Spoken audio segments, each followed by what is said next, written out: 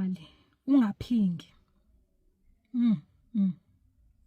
Bazalwane, hey, yabo uma selikhuluma ngaleli ngo-14 bazalwane likhuluma ngokuphinga. Hey bazalwane, ungcolile umhlaba, ungcolile umhlaba, indlela ongcole ngayo ungcole ngalendlela leyo ukuthi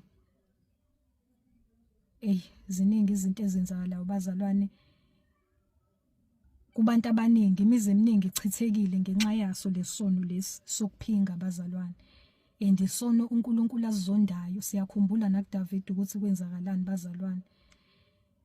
Sengathi uNkulunkulu bengaba kithi sonke, angene kuthini ey'nhlizweni zethu nasemqondweni yethu, ukwenza kwethu singenzi ngendlela thina esithanda ngayo, senze intando kaNkulunkulu.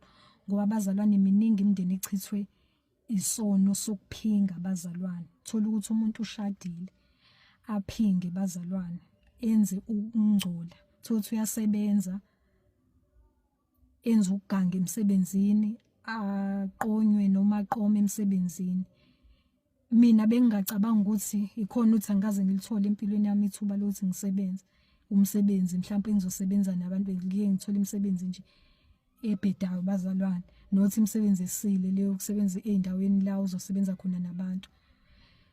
So bengiye ngicabanga ukuthi mina manje nisuke nisebenza nisuke senifana nomndeni ngoba nisuke nisebenza ndawonye.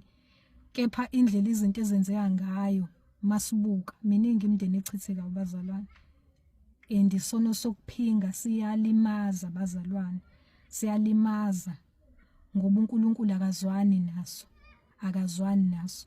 Kepha abantu ukuthola ukuthi umuntu uyasebenza, useqonyiwe emsebenzini, seqomile emsebenzini, okuyisono esiphindaphindekile. Thola ukuthi ushadile kube wese, thola ukuthi ushadile umuntu kodwa uqomile emsebenzini, uqonyiwe.